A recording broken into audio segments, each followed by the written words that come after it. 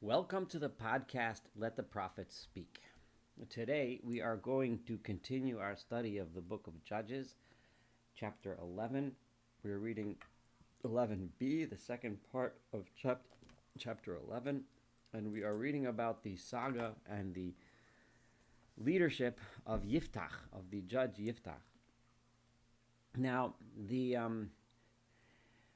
just a reminder, in 11a, we read of his story. He was an outcast. He was a son of a prostitute. His supposedly legitimate siblings threw him out of the family. He ended up leading a band of brigands and thieves in the wilderness until eventually the time came that the people were at war with Ammon.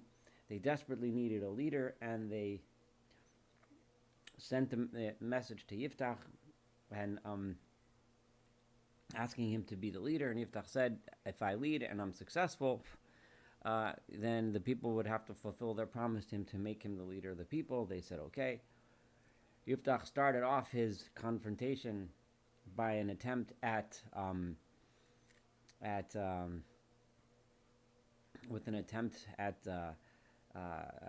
a diplomatic solution to the problem. The leader of Ammon didn't accept his diplomatic arguments, so war is now inevitable, and that's where we pick up the story. The portion that we're going to read today and study together today is one of the most difficult chapters to read in the entire Tanach, in the entire books of the prophets. The story of Yiftach and the sacrifice of his daughter is painful, difficult, and troubling, and therefore the subject of many attempts at understanding it, at trying to give it some sort of understanding. I want to point out that the classical medieval commentaries and the rabbis of the Talmud had a path to understanding many of these types of events. The two big ones that come to mind are this one, which we're about to read today, and the story of David and Bathsheba, and the sin of Bathsheba, and the and how that all came down. And both of those are stories that are very difficult to wrap our heads around. Now, David is a hero, right? He's portrayed throughout the Bible as a hero, and in that particular story, imagining that the great David could be guilty of such a sin, and as famously the rabbis of the Talmud, and then in their path, the medieval commentaries, they tried to explain it away. And when we study that story later on, we'll get into that in more detail. Today, we're going to read the story of Yiftach, who is not remembered as a hero, nor is he remembered as a terrible guy. He just kind of was a sign of how low the people had gotten, that a person like him could be the leader. Now, nonetheless, what he did and what we're about to read is so difficult that the Talmudic attempts and the attempts at the medieval commentaries to explain it, that it doesn't mean what it actually says, are common. And I want to lay out what my approach is going to be. I am not here to say what is right and what is wrong and how to interpret or how to read these verses. There's many legitimate ways to read them, many legitimate ways to understand the story. But the point that I'm going to try as best as I can do is to convey the meaning of the text, to translate and describe to the best of my ability, as I have been until now, I believe, in this podcast, to convey what the text actually says. After I do that, we may comment a little bit on some of the other ways of understanding it, what it might mean, so on. Most of that I'm going to leave to you. But what my purpose is to stick as close to the actual text as possible, because it was written this way for a reason. Whether or not you choose to believe that this is what actually happened, that's up to you. But what is written is what is written, and it was written that way for a reason. So let's read it, let's understand it, let's absorb the story, and then take it from there. I do also want to point out that the approach that I'm taking is very much the same approach that Rabbi Michael Hatton, who writes the book that I've quoted, I think more than once so far. He writes the book in the Magid series on Tanach that is published by Koren Publishers, and he wrote their volume on Judges. That entire series, by the way, is an excellent series. I highly recommend reading each and every one of the books. They're all great in their own right, and so is this book on Judges. He also takes this approach, and many of the observations that I'm going to make are observations that he makes as well, and therefore I want to make sure I give credit where credit is due. So now, with that introduction, let us read this painful episode. Vatihi al Yiftach ruach Adonai, and the Spirit of God was upon Yiftach. Okay, so Yiftach was a leader. He clearly had God at his back. He was, in terms of being a successful leader at this point so far. Vayavor et hagilad v'et Menashe, and he passed through. This gives the impression of marching through Gilad, the area of Gilad, which is the area that is under threat by Ammon right now, and Menashe, and the portion, Gilad was under that, was settled by that portion of the tribe of Menashe. Vayavoret Mitzpeh Gilad, and he passed through the Mitzpeh Gilad, Mitzpeh Gilad, which it's a region within Gilad, Mitzpeh Gilad. From there, Avar Bnei Ammon, he crossed over towards the place where the people of Ammon were encamped. Now, Yiftach then does something which we do find many times. Interestingly, one of the times we find this, where a person makes a vow to God before a difficult event is going to happen, saying, God, if you help me, I will do something. This is a pattern we find in the Torah many times. Interestingly, if you recall in 11a, in the last podcast, we read from the book of Numbers, Bamidbar 21, Perek Chaf Aleph, where we read of the wars and battles between the people of Israel when they were being led by Moses, through the wilderness, and they encountered these very lands where all this action is taking place right now on the eastern side of the Jordan. When they were attempting to pass, and they couldn't pass through Edom, and they couldn't pass through Moab because they didn't allow them to pass through their lands. There was a story there of Numbers 21, that's Bamidbar Chaf Aleph, Pasuk Aleph, that the Kenani Melech Arad, the king of Arad, a Canaanite king, heard that the people of Israel were coming, and they took some people of Israel captive. And then it says over there, Vayidar Yisrael neder la Adonai vayomar im nason titein et ha'am hazeh biyadi v'achramti et orihem. The people of Israel made a neder to God and said, right, if God gives this nation, the Canaanite nation coming against us in our hands, I will then make their cities cherem, right? I will make their cities cherem means that people will not be allowed to benefit. Sometimes cherem means, and then therefore the goods will be given to God, given to the temple, given to God, or just completely left alone. Now this there, and then God listened, and and the people were successful in battle, and they kept their word and made it cherem. We saw the same thing by Joshua and Jericho and Jericho, where people were to make it cherem. The idea of making something cherem is to emphasize the point to God and say, we're not doing this because we want bounty, because we're doing this for a good reason, to rescue ourselves, to conquer the land in God's honor, to so on, but for some higher purpose, for some hopefully just purpose, but not because we want to get rich and wealthy and benefit from the bounty. Now, and we also find it with Jacob, with the most famous place. Is where Yaakov, Jacob, when he was about to travel to Laban, and he was alone, he made a promise to God that if you help me when I come back to this place, I will make this place an altar to you and pray to you, God, and so on. So over here, using that same language I just read from Bamidbar, just switch out the word Yisrael to the word Yiftach. Here we have verse 30, Vayidar Yiftach neder l'Adonai vayomar. And Yiftach made a promise to God and said, Im naton titain et bnei Amon biadi. This is virtually the identical words to what we just saw in Bamidbar. Just switch out this nation for Ammon and Israel for Yiftach, and you get it. Number one, this is a personal neder, a personal vow of Yiftach, not a vow of the entire people of Israel, which is what happened before that battle. And remember, Yiftach had been using the terms ani, I, and so on. I emphasized this before, that arrogance that he had, looking at himself as the one. Yes, he did say that he's doing this for God, but he was constantly taking credit for himself. But what does he say then? V'haya, and it will be hayotze. Now this is the how to translate this is very important, because and Michael Hatton points this out. But hayotze usually would mean he that comes out, right? Asher yetze midalte beisi, that comes out of the doors of my house, likrati, to greet me.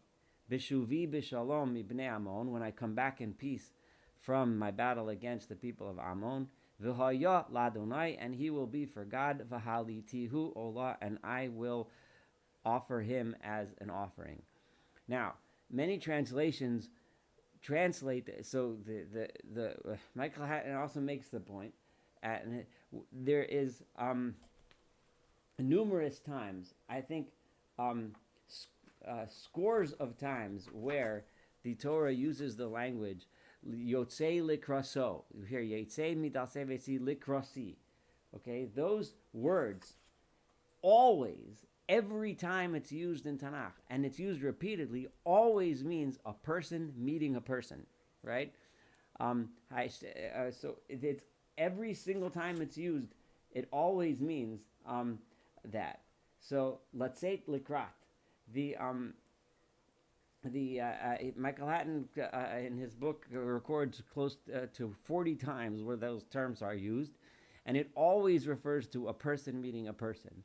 So it's virtually certain that the meaning of this verse is that the person who walks out of my house will be brought as a human sacrifice to God.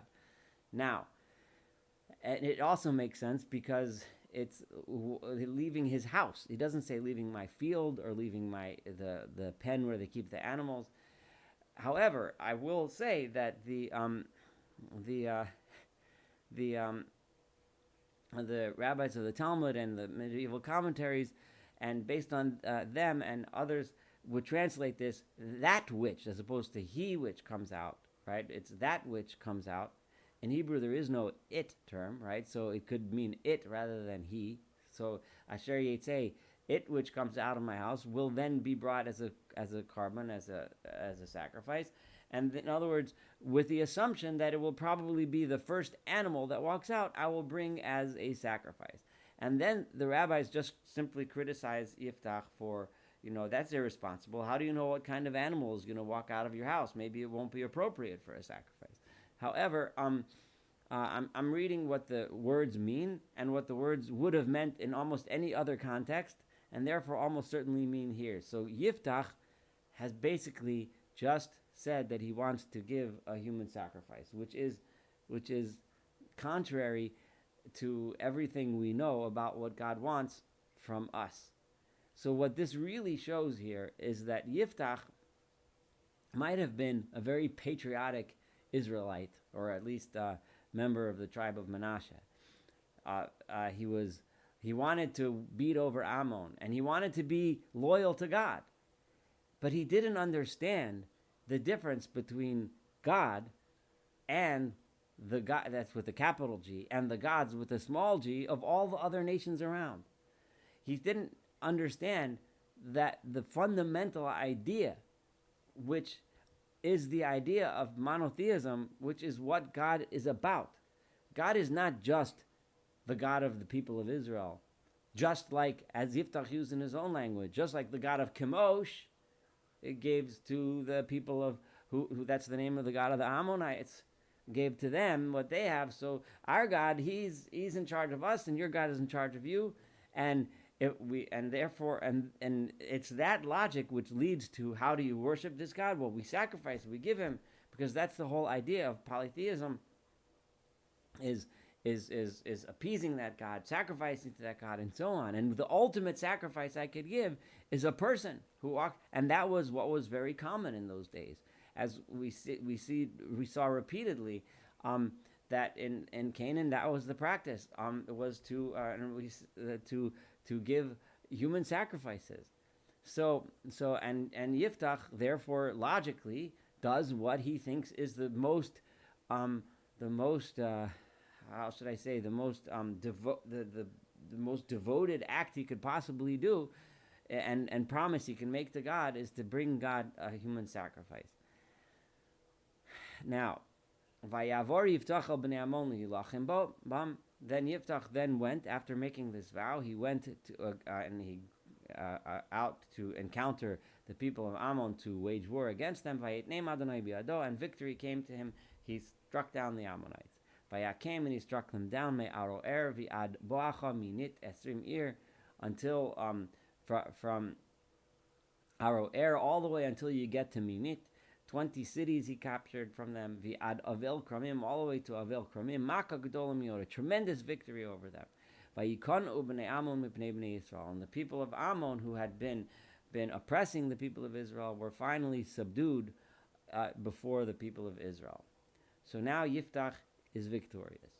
Vayavo Yiftach hamitzpah el Beiso, and Yiftach then comes to Mitzpah, which is the region of Gilad, where his home was. V'hinei bito yotzeit likraso, and his daughter was coming to greet him. Betupim uvim cholot, with timbrels and dancing. V'rak hi yechida, and she was the only child that he had. Ein lo mimenu bein obas, he did not have any other son or daughter. He had his only child, his daughter, comes out to greet him, dancing and playing an instrument, comes out of his house. Vayihi kir oto ota, and it was when he saw her, vayikrat begadav, he tore his clothing, vayomer ahabiti, whoa, my daughter, hachreya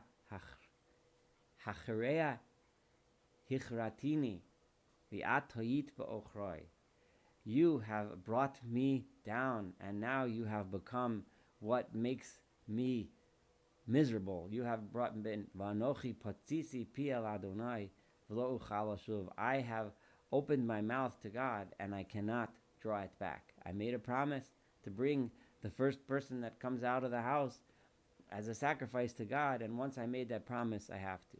Again, this shows the incredible misunderstanding that Yiftach had as to who God is and what God is. This is not a promise that needs to be kept.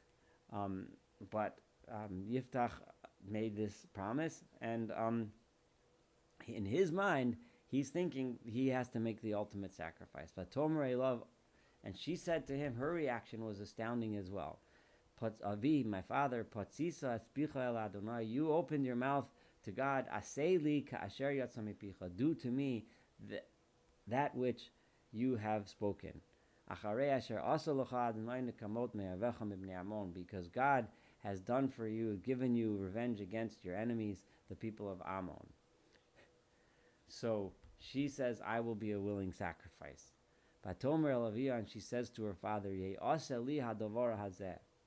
let this one thing be done for me before I go and become the sacrifice. Leave me alone, like for 2 months. And I will go down into the mountains, and I will cry over my literally that means over my friends, my young I'm sorry. I will cry over my virginity, literally is what it means, meaning that I will cry over the fact that I had never had a chance to marry, never had a chance to raise a family, never had a chance to live a life. Anochi v'reosai, I and my friends will do this together. So Vayomer, he says, Lechi, go do that. Vayishlachos lashne chadashim, he sent her away for 2 months. Vatelechi v'reosai, and she and her friends went. Vatevkal b'suleh al harim, and she cried over her maidenhood in the mountains. Vayhi miketz shnayim chadashim, it was at the end of the 2 months. Vatoshav el aviyah, she returned to her father. Vayas lo es nidro asher nadar, and he did to her that promise that he had made. V'hi lo yada'a ish, and she had never known a man. In other words, she had never had a chance to marry. Avatihi chok b'Yisrael, and it became a custom, a set custom in among the people of Israel. I will point out that Nidro Asher Nadar, according to the medieval commentaries, according to Radak and others, explain that it means that not that he actually sacrificed her, but she became like a hermit. She lived in a house by herself and didn't have contact with other people and never married, etc. But I already explained what it's the meaning of the words, the way they read simply, and what this simply means. Miyamim, Yamima. And what was this custom that became fixed in verse 40 for many years on? Telachna benos Yisrael, the daughters of Israel would go litanot levat Yiftach hagiladi, to chant mourning songs over the daughter of Yiftach of Gilad, arbat yomim bashana, for 4 days every year. There was a period of time when they would go and sing mourning memorial songs over the loss of Yiftach's daughter. Now, this is obviously for those that weren't familiar with this before, that are first learning about this, or the last time they read about this was many years ago. This is a very, very disturbing episode, and you don't need me to describe and explain why this is disturbing, because clearly this is not what God wants. That kind of promise is not what God wants, and God made this extremely clear throughout the Torah many times. Most importantly, of course, is in the sacrifice of the binding of Isaac, the Akedat Yitzchak, where God explicitly told Abraham, "I do not want child sacrifice. I'm not interested." And God said over and over and over again, "I don't want you to be like the people of Canaan who sacrifice their children. I don't want that." I think that one of the other most famous places where God made this extremely clear is in one of the most famous verses that we studied together in this podcast, of course, is in Micah 6, verse 6, where God says, and I'll read it now, I'm just pulling it up.